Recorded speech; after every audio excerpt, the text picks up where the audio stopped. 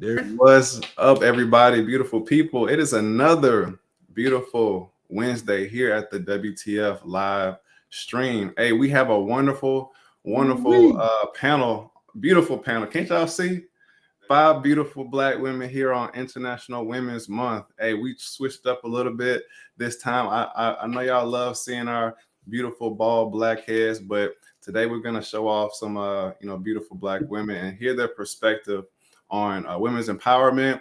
So, buckle up. It's gonna be an interesting hour of entertainment and insight and knowledge. So, Coach E, what you got for us?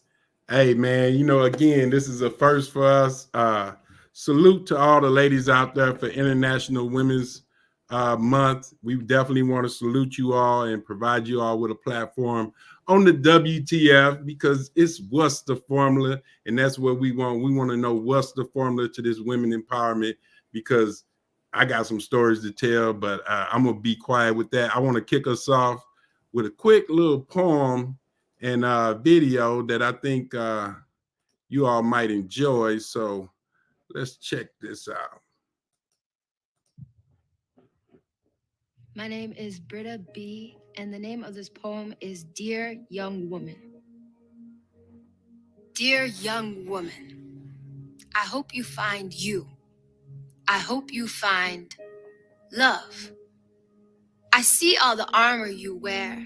I see all the jewels and gems of wisdom you share. It's okay to shine, Ma. It's okay to shine. It's okay to have pride, Ma. You don't have to live a lie. Don't let the violence fool you into silence, convincing you that you are not worthy of space and time. You might not know it yet, but you got a multi-dimensional set of eyes looking out for you. Trust that what is meant for you is relying on you to show up. Show up. You can lose your religion, but you will never lose your spirit. Each of your breaths have minds and lives of their own. I doubt we'll ever know the true impact of our presence. What a blessing. Young woman, I wish you enough. I wish you enough time for all of your skills and talents. I wish you more. I wish you more revelations than disrespects and regrets. And I beg you to believe in yourself more than your parents ever did. Carry out your curiosities in spite of the corruptions you experience. You let yourself free when you let yourself forgive. And so when you do, and I know you will, I hope you find you. I hope you find love again. A word that comes to mind for this piece is empowerment. As a poet, I really want to serve as an encouraging voice through my work. And I want this poem to be a reminder that whatever you're going through as a woman, you have the choice to make for yourself on how gentle and kind you are with yourself. So I may be putting this out there as a message for people other than me, but it's also a reminder to myself to treat myself kindly and to be good to myself. So you all can tell these are the type of things that we're talking about today with women empowerment. Again, it's International Women's Month. It's the last week, so we saved the best for last here at the WTF. Now, I got to say something. I'm personally connected to all of these women, and I'm proud to say that. We've had different walks and different talks on all type of things, but these women got some intros, you all. Like, I said, hey, and I love it. I love it. Big yourself up. So we're going to get through the intros, and then we're going to jump right into the questions. But everybody out there, put some fire signs in the chat. Ask questions. If you have questions for these ladies, put it in the chat. We have someone monitoring that also. But I got to get these intros, and there's no particular order other than Miss Donna coming in first. She definitely gets to kick us off with her intro. So I'm going to read this verbatim. This is not what I made up, but let me get to Miss Donna. So Donna English is a proud alum of Monroe High School in the Bronx and Fairleigh Dickinson University in Jersey. Donna furthered her education by earning an MBA from Florida Institute of Technology. Her life took an unexpected turn in 1994 when she became a widow, leaving her to navigate the world as a single parent of 2 daughters. This pivotal moment would later become a source of strength and inspiration. Donna's professional journey led her to a nonprofit organization dedicated to foster care and adoption, a role that profoundly impacted her life and the lives of her daughters. It was here that she and her girls were exposed to children living in group homes, an experience that left lasting impressions on their hearts and minds. These encounters, coupled with Donna's dedication as a Sunday school teacher, imparted important lessons about compassion, resiliency, and faith. Driven by the teachings of the Holy Spirit and inspired by her firsthand experiences with children in need, Donna penned the 9 G's.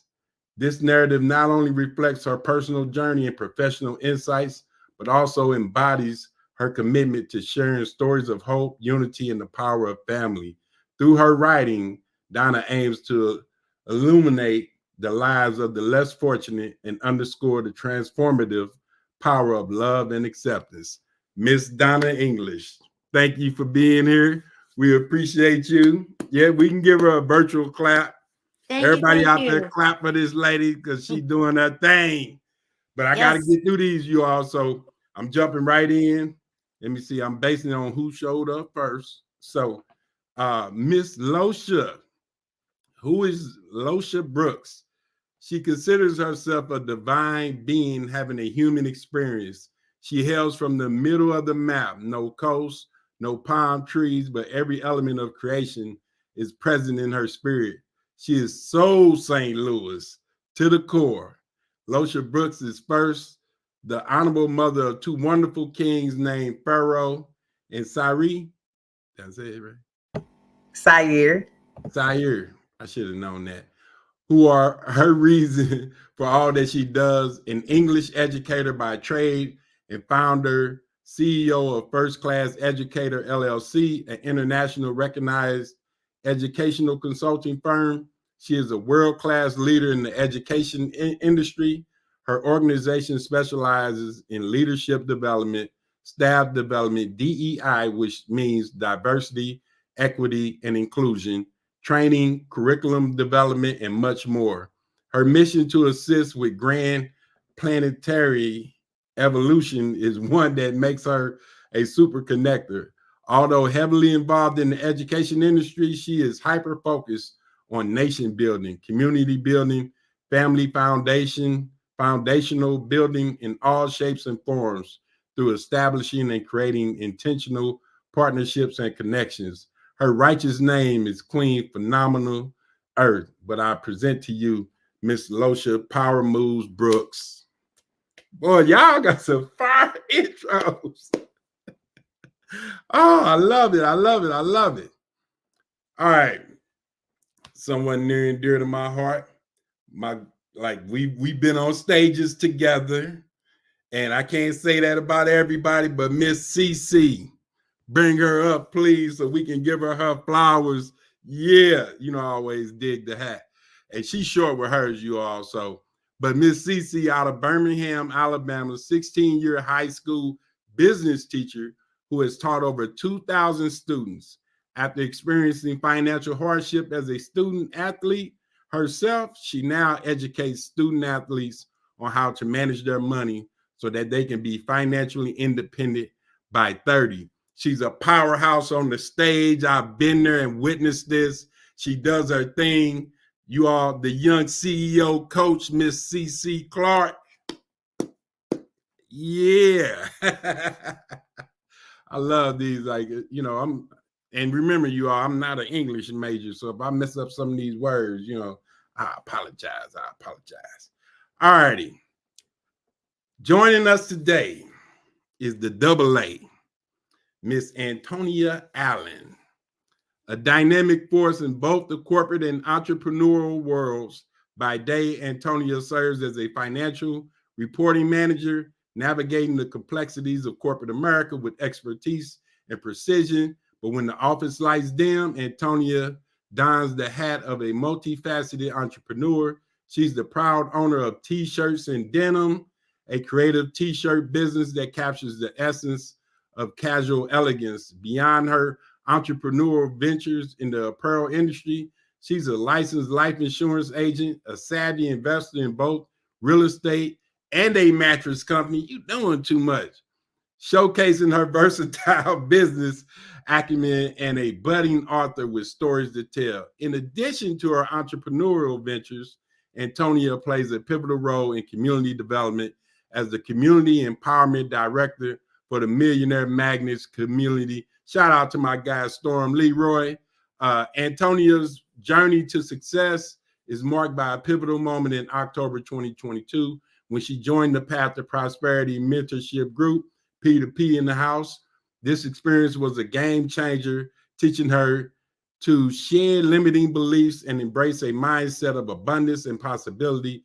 It's a testament to her belief in continuous self-improvement and growth. But there's more to Antonia than her professional endeavors. She's a globe-trotter with a passion for exploring new cultures, a culinary enthusiast who finds joy in the kitchen, and an avid runner with 3 half marathons under her belt. That's impressive. Currently training for her 4th, Antonia also enjoys leisurely walks in the park, dabbling in technology and building websites. Recently, she's ventured into the world of social media, learning and growing her presence with an authentic voice. For those who wish to follow her journey, connect with Antonia on social media at I am Antonia Allen, at T-Shirts and Denim, and I am the Introvert Whisperer. Dive into her entrepreneurial spirit at t-shirtsanddenim.com. And for a unique blend of insights and stories, tune into her faceless YouTube channel, always on mute, the great Miss Antonia Allen. You use some big old words. Now, you know I can't read that good, girl. Like I'm struggling. You got these big old words. All right. Let's keep it rolling because who I got next? I don't know. Let's see. I got Losha, I got Miss Donna, I got CC, Miss Tiffany, the speaker. And I met Miss Tiffany at an event, which was dope. And she's from California, you all. But financial educator, insurance broker, creator of the Legacy Conference, host of podcast Exceptional Conversation. I'm mad I ain't been on it, but that's another story. Tiffany Hearn is a financial services provider who was born and raised in Los Angeles, California. From a young age, she held strong interest in realistic subject matters by reading encyclopedias, skipping a grade, and going into college to pursue becoming a trauma surgeon. After her sister died in 2015, her parents went through a divorce shortly after, and Tiffany quickly realized the importance of financial ability in times of death, divorce, and common individual life issues. She began selling real estate 6 years ago and quickly became a top producer in the #1 team at Compass in West Hollywood.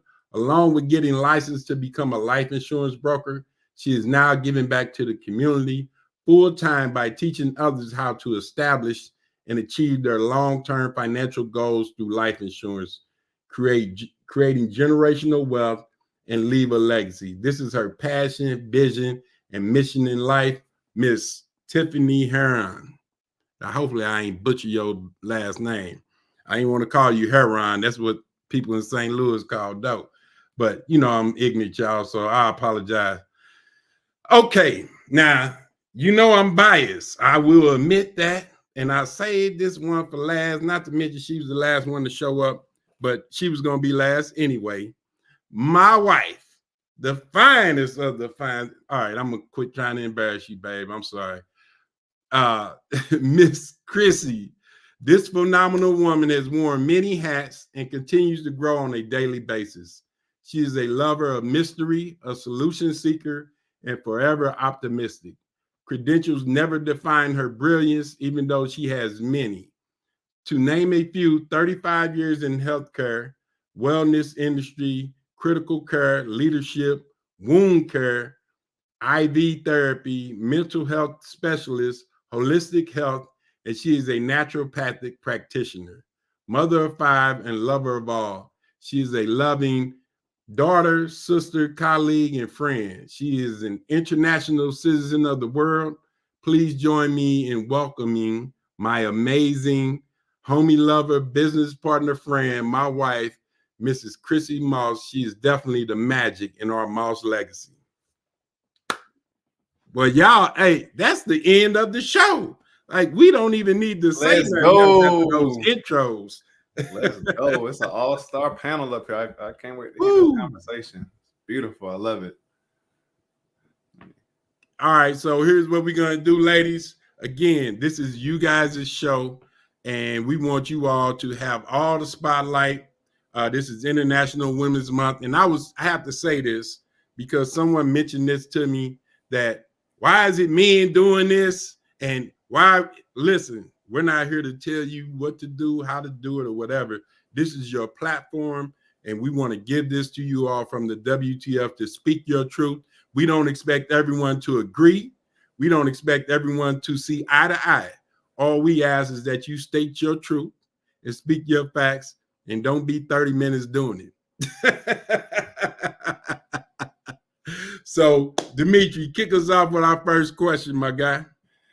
All right. Hey, like we said before the show, ladies, this is not strict. This is just to get the conversation started. So wherever y'all take it, we rolling with it. All right. So we're going to talk about some of y'all challenges and triumphs, some of y'all setbacks, and some of y'all wins. So the first question is, can each of you share a pivotal moment in your journey, whatever that may be, where you faced a significant challenge due to your gender and or race? And also, how did you turn that moment into a win or a triumph? Anybody want to jump in there and give us some perspective on that? Okay. Have at it. Hey, okay, so go ahead, Chrissy.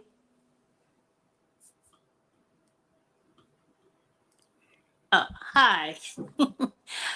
Okay, so I was thinking a lot about this web live, and I was trying to remember my coming into being empowered, because I wasn't always empowered. And I think that, with certain people, it is a process. Like he read in my bio, I became a widow at age 35, and I had 2 little girls. And at the time, I had a very strong Black man that took care of most of the bills. And, we made decisions together. But all of a sudden, now he's gone. And he was also the bad cop when, it came to the kids. I could say, Dad's going to talk to you. And I didn't have to do that part. But my transition came when I had to be good cop, bad cop to 2 little girls, go through the teenage years alone, raising them, and trying to figure out me, because I was always, I wouldn't say shy, but had no problem putting, others in front. So empowerment is sometimes a process, and sometimes you kind of fall into it, and it's scary. However, you challenge yourself with different scenarios, and it gets better, I think. And as I get older, you learn from your mistakes and others, and it just becomes something wonderful to look forward to, as you can continue to grow. So that's what I got. Great response. Who wants to jump in next? I see Tiffany out there. Hey, everybody. Hey, hey. So surprisingly, I have quite a few moments where I've experienced challenge based on my race and also who I am as a woman. But the most pivotal moment was when I was in Air Force officer training program. And I'm fairly young, so I can relay this back to college. But I was the only Black female in the cadet program, and there was only one other Black person in the program, and he was a male about to graduate. And so I experienced a lot of, I want to say, lack of diversity, not only just being in the program, but also with how I was being treated. I felt like I was, racially profiled. And there was a moment where the lieutenant colonel kicked me out because I brought up a situation to her where I felt uncomfortable and I felt that I was selected out. And she decided to kick me out of the program. That was a pivotal moment for me and a beautiful challenge and opportunity because it allowed me to step up and speak for myself and not shy away from, who I am, just simply as a person, the things that I cannot change, to be able to still speak my truth and also, work around the different mentalities that other people have in this day and age. Surprisingly, it's still in the 2000s, but it exists. And that was one of the ways that I overcame that. And it's also great to have a support system too, people that, can relate and can understand, even if they're not the same color, even if they're not a woman, but someone that can actually relate and have empathy for your situation, that also supports as well. Yeah. I know you all out there giving out virtual high fives and everything else. So put them in the comments. We want to hear it. Who we have next, Dimitri? That's all for the challenges and triumphs. Let's go ahead and talk Wait a minute, about. CC got her hand up. Come, what Okay, you got, well, hey, listen, y'all. Hey, feel free if it's a silent moment, unmute and just jump in there. I got you. This is y'all live. Go ahead, Right. do it, CC. I got you. I wasn't gonna share this, but I gotta share this one. Back when I was teaching a predominantly white school, and this was back. I used to have an afro. I'm locked down now. Y'all can't see it so long right now, but I come to the school and I have my natural hair, and it's picked out. Y'all, it's blow dried as in an afro. And the assistant principal, she looks at me and she says, "What are you gonna wear your hair like that?" And I'm looking like, whoa, like so I didn't even say anything. Like this is when I was at the middle school when I first got to the high school, so she didn't know me. So I'm coming down rocking. I got the CC swag, I got the fro on, and she was like, "You gonna completely disrespected me, disrespected my hair, the culture where we in." And she, in front of the office, she asked me that. And I looked at her, and y'all, I didn't say a word. I didn't say a word. I was the only Black young teacher that was in that school. Well, definitely with natural hair like that. And how I overcame that, I just looked at her. I didn't say a word. And y'all, the next day, guess what? I blow dried it and picked it out and made it even bigger. I changed my Twitter account to the Afro Codes. Like I embraced it. And she didn't really get to know me. Do y'all know by the end of that school year, that assistant principal was loved me, like all about me, laughing with me. Like she was like everything, like towards me. So let's just go to y'all go to tell y'all, man, embrace your authenticity, be yourself. If you want to rock something, man, rock it. Because the real true thing is you got to be, let people don't get to know you or who you are. Everything is about here. So once people get to know here, all of this ain't gonna matter. Okay, but it made her actually. She started asking questions and wanted to learn more about my hair once she got to know me. So stand strong for what you believe in. Rock your looks, y'all. Be yourself. That's my story. Can I jump in here going along with Cece? I had a similar experience. And from that, those supposed challenges, when I was ready to move into the intensive care unit here in Missouri, I was warned against applying at certain hospitals because they didn't have any Black nurses in those roles. And then also it was a male dominated floor. It was the intensive care unit and it was very male dominated. And so I was told by many, many really nurses who I respected, don't do it, don't even try. And I just went for it. And I did received some pushback, and a lot of it was really curiosity disguised in ignorance, pretty much what it was there, and showed up as me. Just like Cece, they got a chance to be exposed to what they thought they knew and didn't know. Can you still hear me?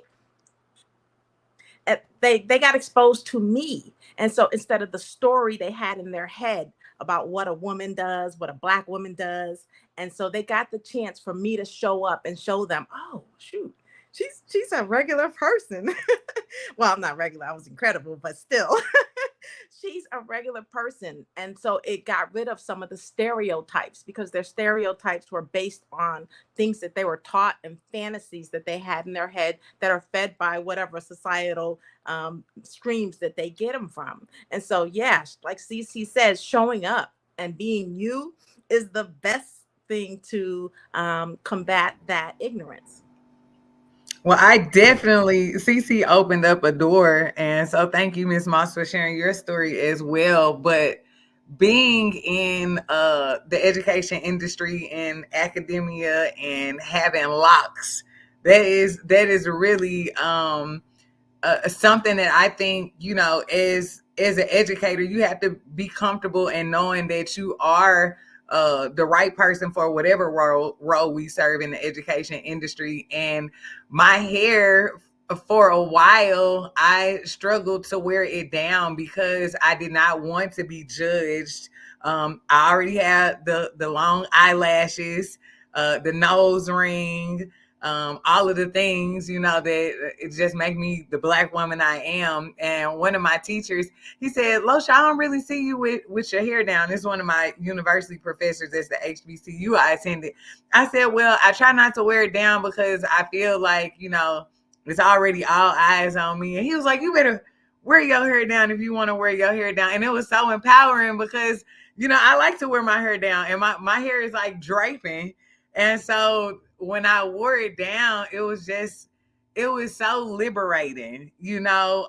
But I will say that there is, you do feel the stigma that is associated with having locks or natural hair, especially in, I know I'm not the only one in academia. And so it's just a matter of truly just getting to the point where you're comfortable enough to embrace your full self. So I rock my hair all types of ways. And that was, I will say, having people such as, shout out to Greg Carr. I love him so much. I wouldn't have my educational consulting firm if it wasn't for him. And so I say it's just always nice to be around wise counsel that empowers you as well to show up and be yourself, because if they know, like, your hair don't make you, you know, who you are, and it doesn't, you know, denote your intelligence or anything like that, and to show up as yourself. So it's always important to give people their flowers, you know, when you have wise counsel. And I'm forever grateful for him for saying that, because ever since then, I pretty much wear my locks however I choose to. But the hair is definitely an empowering thing. So thank you for sparking that off, CC. So for me, my experience is in corporate America. I grew up in New Jersey and moved to New York and worked mostly with advertising agencies.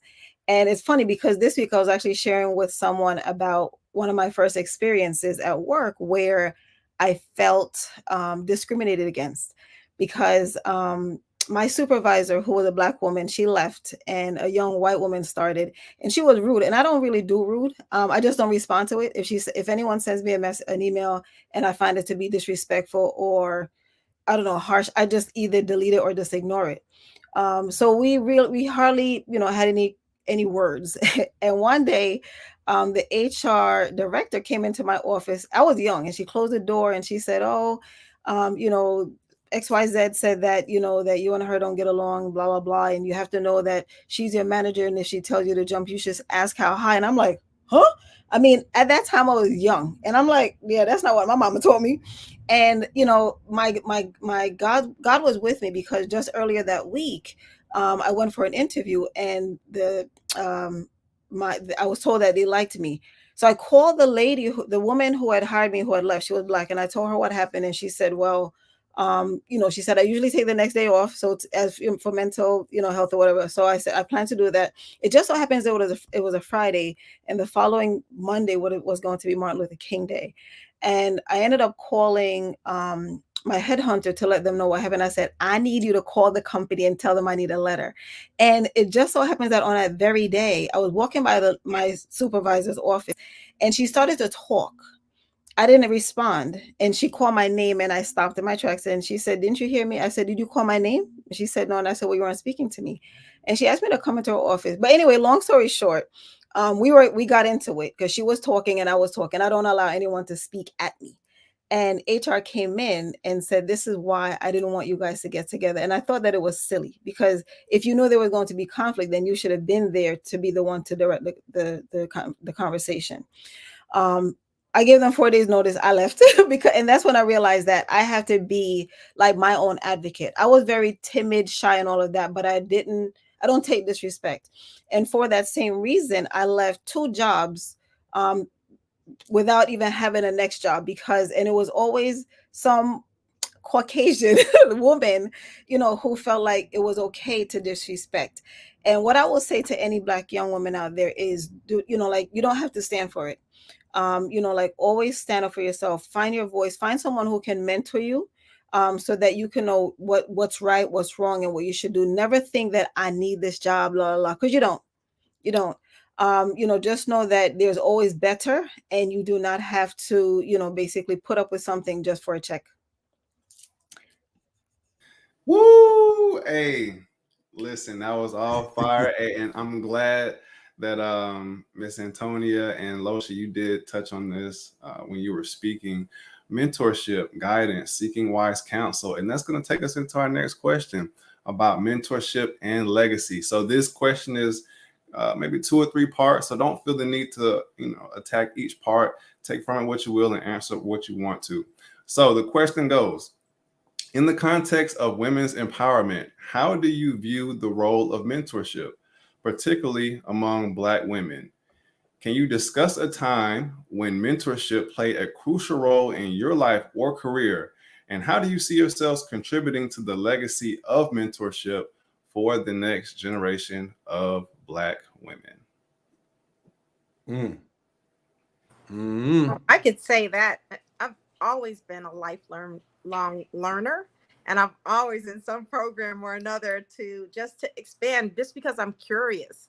Not even so much to fix something, but because it's there, I want to know it. I want to see what is. And so I've benefited greatly, and it's allowed me to have a very diverse career, and also just life beyond what I do for work or for a living. I've traveled internationally by myself many times. I've gone through Tony Robbins' mentorship master academy. I went to Fiji. I jumped off of a cliff and didn't even know how to swim. Mentorship gave me wings when I didn't even know how to fly. And it was because I had sources to go to when I didn't know. It's okay to not know. It's not okay to keep not knowing. And there's so many different ways of mentorship. Does not just come in the form of some paid program. You can have mentors around you who are supporting you, who you look to for wise counsel and wisdom, because they're mastering something that you have not. I was just talking to one of our teenagers about fear, and they were expressing that they were afraid to make some moves. And so it just happened, some videos came up on my phone that were talking about doing stuff afraid, having courage, developing that characteristic within yourself. And the way that you do that is to seek out other people and know that people are still doing things, who are rocking and who seem like they have confidence, but they're doing it afraid. You just don't know it. And a mentor can really be there. So a trusted source for wisdom can be there to support you in those times when you don't have a clue. I certainly want to build on that. Mentorship has been so valuable to me, professional and personal. And so one of the things I just wanted to submit to the audience listening is just to meditate on mentorship in parallel with discernment. Even when people ask, for advice on various things. One of my favorite things to tell people, especially as it relates to marriage, I was married to my children's father before he passed. We separated, and when people ask for marital advice, I say the best advice is not to take advice. And I say that because, a lot of people have experiences in life, and different variables impact their response or that experience, and based off of how they perceive a situation is how they may advise you. And so your situation may be different, and so the wise counsel is very nice, but to also pair it with discernment and to make sure that you're utilizing the information that's going to be best for you and your path. So I will say, observing other Black women around me, I look up to most Black women. I know sometimes there is in our culture, some people have this generational thing where they feel like it's a competition with the younger folks and the older folks. And for me,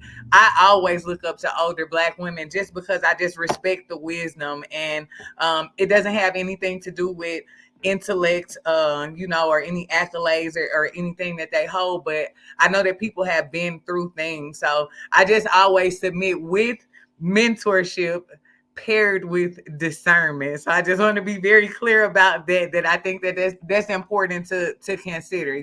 Just consider that people have different experiences, so take that in as well. I absolutely agree. Mentorship is a beautiful thing, and I second as well the discernment. When it comes to mentorship, for me, I have a mentor and a role model in every area of my life, and I consider those to be 5 areas: mental, emotional, physical, spiritual, and financial.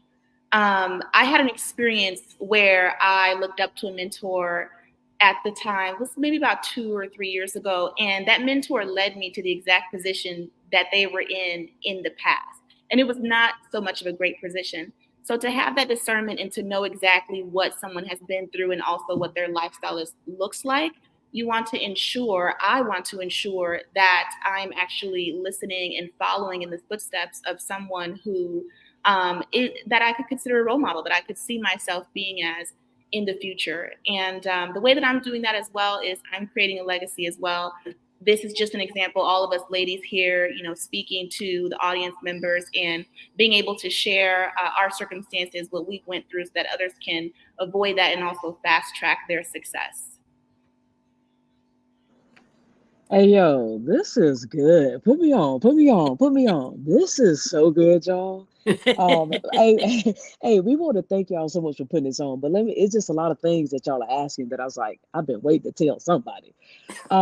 But I'm listening, and it's like, man, y'all, it's amazing. And it's amazing, baby, to have a mentor, like a paid mentor or just a mentor that you're watching from afar. That's amazing to have a mentor that you look up to. You invest in yourself. I always tell people, invest in yourself. Get your mentor, spend time with people, ask people, hey, do you mind if I follow you? I tell my students that all the time. But while we're looking up and we have this mentor, right? At the same time, when we're looking up and looking to somebody to have a mentor, we also need to look down, look behind us too, and pull somebody else up, but be a mentor to somebody else as well.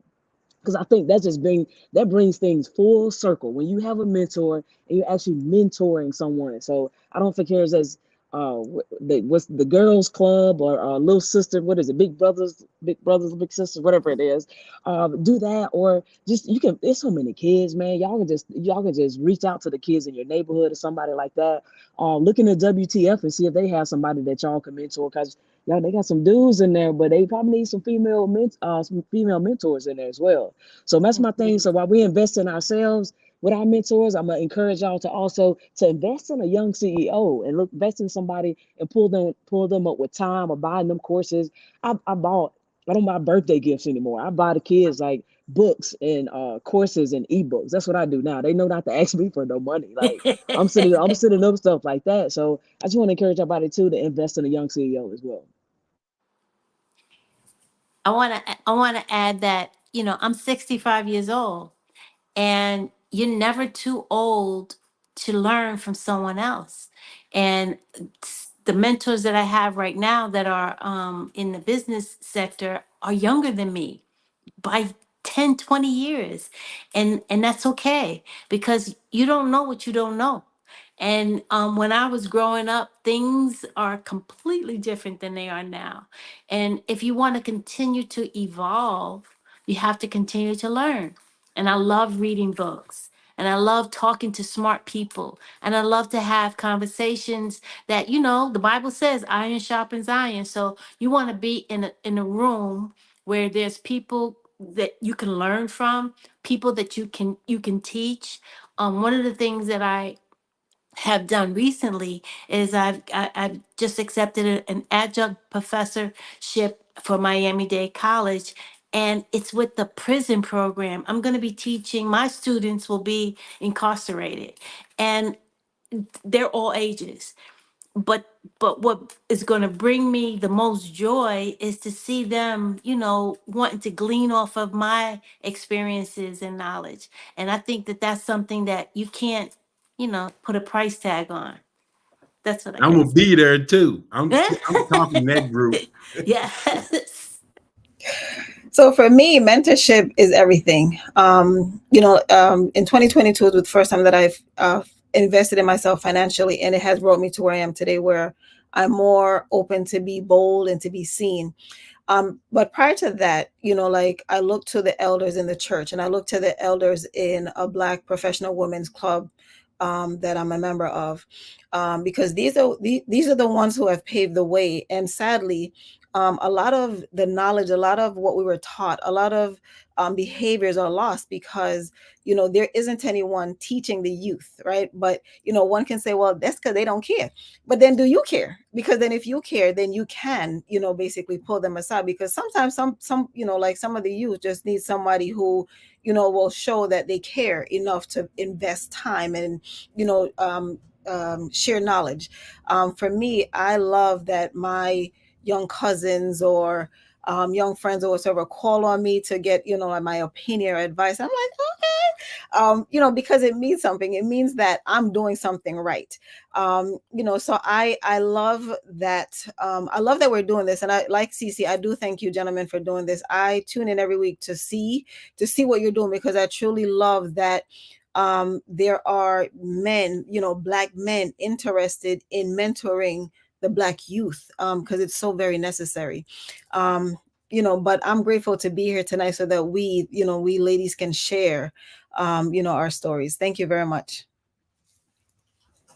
Absolutely. And just a side note, thank you, Antonia, for being such a faithful viewer. And also, Yes. Chrissy, I'm not going to leave you out either, because I know both y'all always comment and stuff. And I'm pretty sure some other people have viewed, but Antonia and Chrissy have always been faithful watchers of our live stream every Wednesday. And shameless plug, while y'all are here, go ahead and check out our website, WTFMA.com. We got podcast episodes launching fresh every single week, and on top of our live stream. So if you want some gems on cryptocurrency, different success tips and finance and everything else, check out our podcast 100% free on WTFMA.com. And we're going to get these ladies on the podcast too. We need absolutely interviews with all y'all on these podcasts. So we're going to be shooting you those links.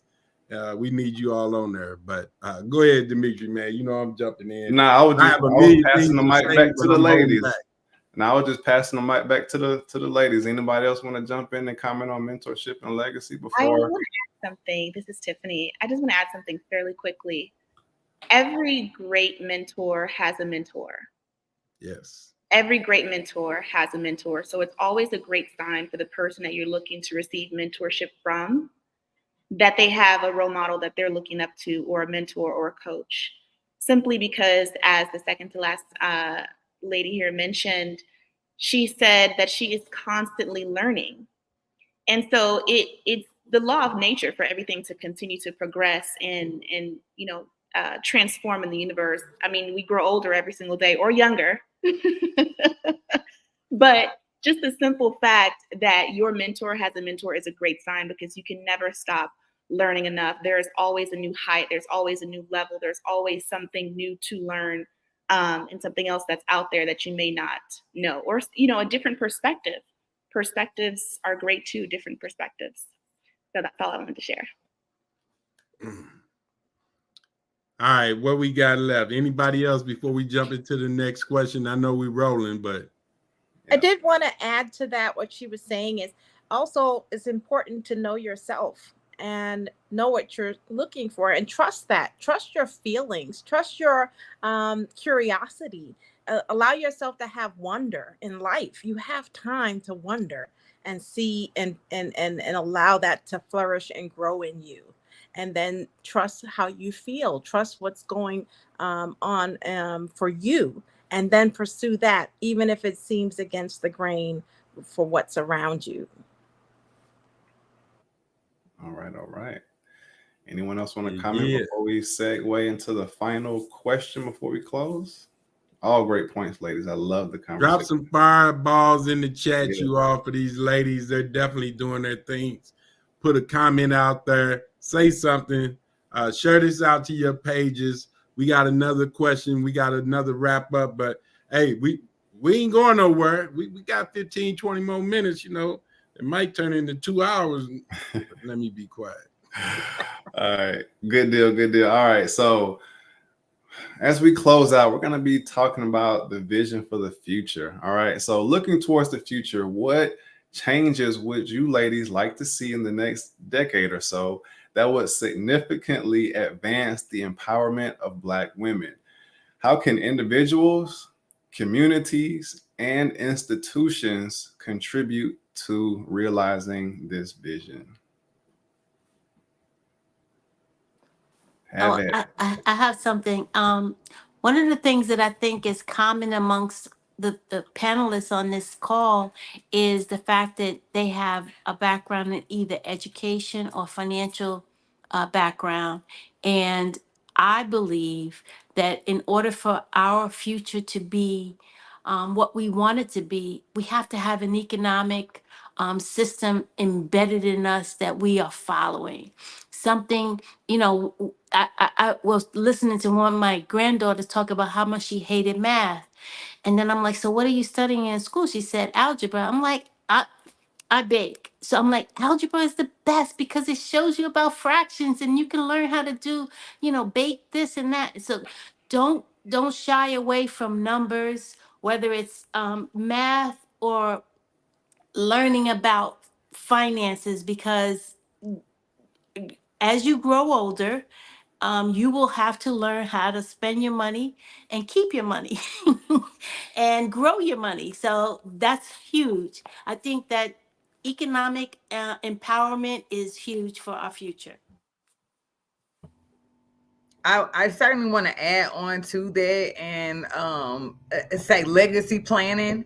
And I truly believe that within our communities, within Black communities, having conversation and exchanging dialogue about what our legacies should look like, pairing it with just having moral and cultural codes and guidelines that we just embed within our family. But I think just being strategic about family planning and legacy planning is really going to push us on a higher trajectory. And it's just really having the tough conversations.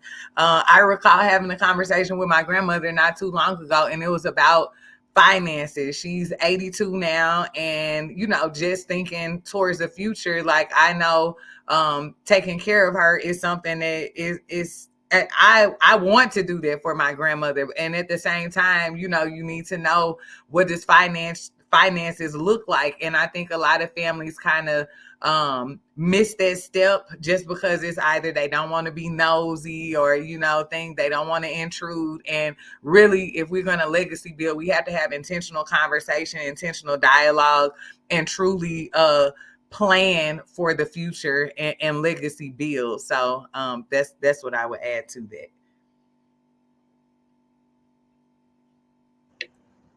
All right, so in the next 10 years, y'all, oh my gosh, I'm about to say this. In the next 10 years, for women, I would love for us to change the narrative and kind of make it more of the norm, to take care of our bodies and watch out what we're putting in our bodies. I grew up in Mississippi, in Starkville, Mississippi, and man, my folks can eat. They can eat, but they started off, they were growing their foods and eating, but it's like now, what they're doing with the foods now, it's like it's just not good for them. And for the first time, we've had cancer in our families, and that's really disheartening because uh, I know we can't control what we buy from the stores and all that, but it's a lot of I see a lot of women who complain about their weight. They complain about how tired they are. I feel like they do a lot of that complaining, but I would love in the next 10 years for the women to start taking better care of our health. And that's eating cleaner, eating better, vegan, vegetarians, y'all be saying y'all so healthy just because y'all not eating meat. But I know a lot of vegans and vegetarians will tear a cake up, they'll tear some cookies up.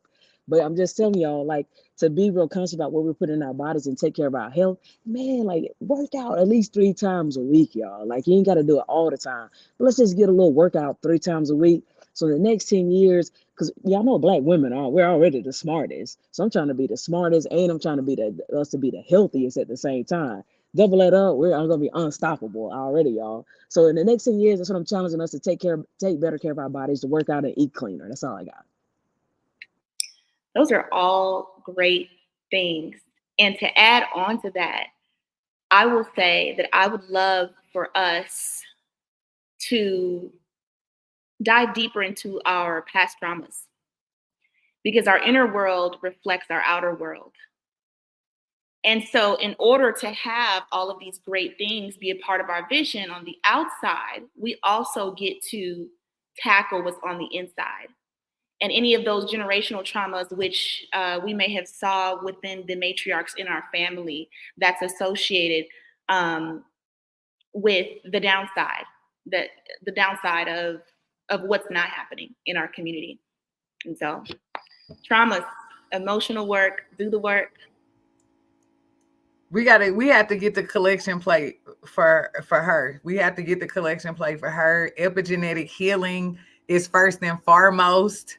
So please and thank you. If you could just even say it again, because it supersedes everything that has already been said. Because I think if you start there, we would eat better. You know what I'm saying? We wouldn't be trauma bonding. We wouldn't have, we would have very good habits if we could get to root causes. So thank you so much for bringing that up. But hold on. Don't just say that too now. Give the people some steps. Like tell them what they need to do. What's the first step to recognize, say, I know the awareness, to recognize there is some trauma, but what they need to do after that. Because some people watching, they hear stuff that's like, oh, get some help with your trauma. But it's like, what should they do after that, sis? Yeah, so CC said it. So the first step is awareness. That's the first step really to anything, is to be aware that you have that trauma. Okay, now that I'm aware of it, how can I support myself in getting through it? Personally, for myself, I reached out and I went into it was like an emotional intelligence and leadership program that I attended.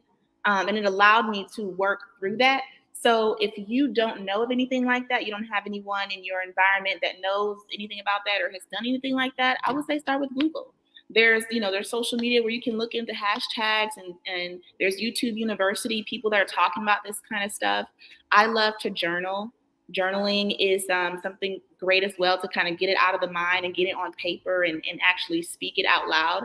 And then environment, just once again, being around someone else who has done the work, or at least finding and being curious about the people who have gone through that. I would say that would be the first step. And then once you get there, then the rest just transpires. Everything else is just a snowball effect. You're able to work through it. You're able to learn different things, what works for you, what doesn't work for you, what may have worked for someone else, but it doesn't work for you as well. So that's where to start. And then everything else will just make sense, and you trust yourself as you continue going down that journey. And it is a journey. It's not something that, okay, I'm aware, I went through my process, I'm healed. No, the triggers don't go away. The trauma doesn't go away. But what does go away is how you respond to those triggers in that trauma.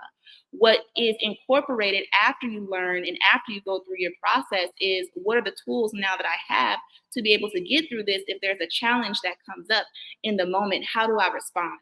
And so then you utilize those tools to create a better life for yourself, to get to that greater vision that you see for yourself and for others? So for me, I would say a vision for the future would be to be okay with being a leader, and to find our voice, without having, the tools that we once used to have. Like we used to have like, churches that would have like youth groups in school. I mean, I grew up in New Jersey, and in middle school, they had home economics, they had wood shop and all these things. I don't think these things are in schools anymore.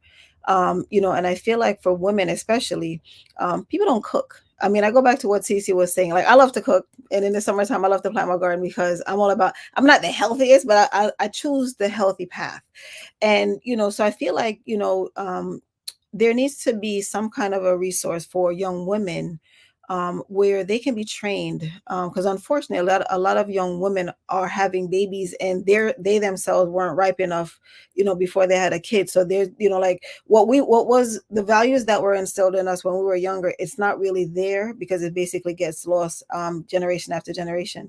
So it'd be nice if there was something like what these young gentlemen are doing for women also, because women, I mean, we run the world. And so, like we do need to have strong women.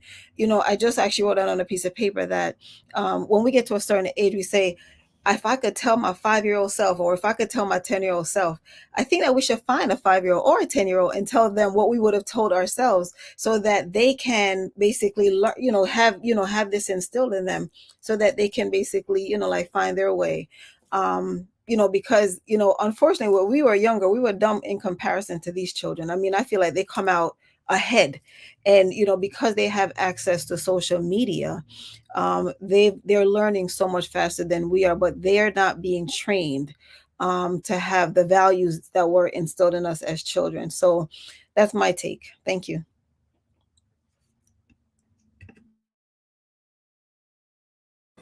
All right. Did anybody else want to comment before we close out with this beautiful conversation? I love everything that you all said. Man. I'd add to that, in the next 10 years, I'd love to see everyone embrace diversity. And that's not just limiting it to your culture or your race or whatever geographic area you might have come from. Diversity means difference. And all of us are different. And if we embrace diversity, you don't run into ignorant behaviors because you're open. You're open and you're willing to learn who this person is. And in doing so, you leave yourself open for people to learn who you are, and gives you space to grow and expand in ways you hadn't even considered you could, because you're limiting yourself. So I want us to be open, to be diverse, and to be accepting of what is not you. I would love to see that in the next 10 years. I'd like to add one more thing, and that is to pay attention to our health, our health care. You just got to take care of your bodies, mind, body, your mental health, as well as your physical bodies. That's including the eating, but also going to the doctor and seeing get a physical. I mean, we did it when we was kids. You should get a physical every year and make sure that your blood is good, that, just check everything out before it gets to be a problem. Wisdom, bars drop. Everybody give these ladies a round of applause. So I heard something while you all were talking on that last question, Demetria. I don't know if you picked up on this, but yeah, don't put me on the highlight. I don't want to look at myself. I look at myself enough. But here's what I picked up off of is it sounds like we have a mastermind on this live of ladies that need to come together and build something for the young ladies. That's what I'm hearing. Everybody talking about the health, the diversity, the mentorship, all of that. And all of you all have unique stories. Everybody's a one of one. But what would happen if outside of just this one live that we kept this momentum going and you all created a ladies mastermind where you meet once a week and you discuss things to become healthier, to build legacy wealth, to do all of the things that you all so wonderfully talked about. So that's a shameless challenge to all of you all. You all should definitely come together. Go out there and support each other. Definitely go out there and support the WTF. If you're on YouTube, hit that subscribe button, hit the like button, leave us a comment, because we're going to try to get all of these ladies on the podcast to do their one-on-one. But we thank you all for this panel. It was last second. That's how I roll. We just pop up with stuff. My wife knows all about that. But we're so honored and blessed to hear the stories from you wonderful ladies, and to celebrate you during International, I said it wrong the last time, International Women's Month, the month of March, my birthday month. Speaking of which, I got one more shameless plug, and then you all can give us some last second things. I know we're a little over, but I got to share this. If you're available this Saturday, which is my birthday, by the way, you all, I will be speaking at this event. It's a virtual event. You can go out there and sign up for free. It's again, there's only I believe there's 100 tickets, and they were under 30 left. This is what really triggered me to do this, is because I'm speaking on women empowerment, but I wanted to hear from the women, and really provide you all this platform to speak your truth wherever you want to go. But if you're available this Saturday at noon Central Time, it's a it's a Zoom event. You can meet a lot of international women, because there's a lot of countries that will be in this panel discussing empowering her rise. So I had to plug that real quick. Hopefully you all can go out there and sign up. If you need more details, send us a message on YouTube, Facebook, LinkedIn, wherever, and we'll make sure we get you the links. But I'm gonna stop with my plugs, Dimitri, man. Go on and wrap us up, bro. It's all good. All right, ladies, I'm gonna open the floor up one last time. If you have any last closing thoughts that you want to leave the audience with, if not, no pressure, but just want to give you the opportunity before I close. I just want to say thank you. You guys are doing such a wonderful job. I think that your organization, what's the formula is the right formula. And I'm just so proud of you, and I'm honored that you asked for me to be on this. Thank you so much. God bless you. Absolutely. Thank you so much. So I thank you, gentlemen, also to know that you all met less than a year ago or recently, right? It's a recent thing in to witness what you're building. I missed the show last week, not by choice, and I was like, but I was glad I was able to catch the replay, because every week you bring something great to us, and I'm happy and proud to see that the two of you are basically leading the charge in that realm. When you text me yesterday and said I'm gonna bring you on my life, I was like, I had my heart attack. But I know that God is paving the way, and this is the direction because I eventually would like to have a YouTube channel myself, and so I am grateful. I'm grateful that you created this platform. I'm grateful that you brought this set of ladies together, and for even suggesting that we can have something, because I think that that's how it begins. I think it begins by just an idea that will grow. So thank you very much.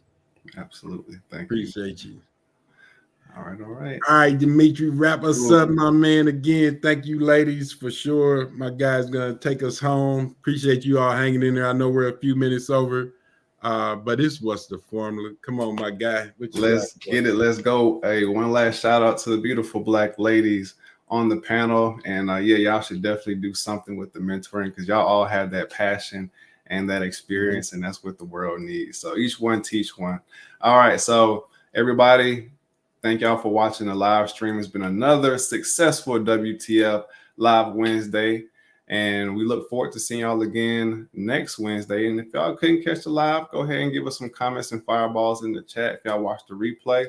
But until next week, always remember, WTF not only means what's the formula, but it also stands for what we stand for. And that's winning takes focus. Until next weekend, till next Wednesday, we'll see y'all later. Peace. Peace.